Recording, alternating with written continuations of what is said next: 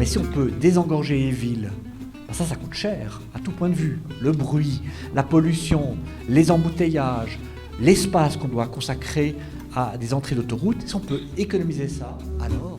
Très honoré de venir et de voir que vous êtes aussi nombreux. Mais je dirais que c'est normal que vous soyez nombreux, parce que l'offre de transport dans votre territoire, elle est indigente. Le bus à haut niveau de service, moi je crois qu'en fait, il devrait déjà exister, il devrait déjà fonctionner. Et si nous n'avions pas fait un arrêt du SCOT le 12 juillet, on serait dans une panade complète.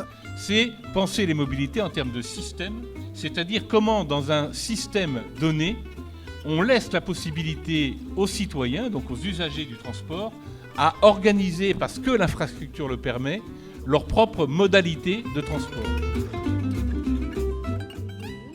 Moi j'ai trouvé le débat très riche, très franc, et surtout je sens une convergence vers des constats de la nécessité déjà de développer les transports publics, une compréhension sur la nécessité de services continus dans le temps, une expression de la nécessité de réfléchir à plus long terme. Et cette expression qu'on a trouvée à la fois dans le public et auprès des élus, je trouve très sain et très prometteur. Et je crois qu'on est allé sur l'essentiel, celui d'un consensus pour se dire que à l'avenir, la question de remettre du train dans le pays cœur d'héros, eh bien ça peut être une solution.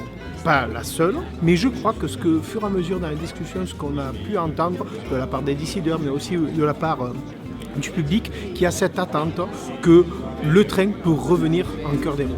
Que le collectif s'empare de ce genre de sujet, c'est important. Aujourd'hui, on pose des questions, il y a une organisation, c'est pour moi, dans le cadre de nos projets de territoire intercommunaux ou au niveau du pays cœur d'héros, la démocratie participative, la consultation citoyenne avec le CODEV est un élément clé. Donc pour moi, c'est tout à fait naturel. Avoir un rapport direct avec les citoyens et poser les problèmes sur la table et essayer d'amener des propositions, c'est quand même déjà une belle réussite en soi. Que les élus aient participé, joué le jeu et apparemment ont pris en compte un certain nombre d'interpellations, je pense que c'est plus que positif. Je crois qu'on a commencé à travailler sur deux choses. Un, le diagnostic, on savait que tout le monde le connaissait, mais on a pu l'exprimer ensemble, ce qu'on appelle un diagnostic partagé. Je crois qu'on est sorti des postures.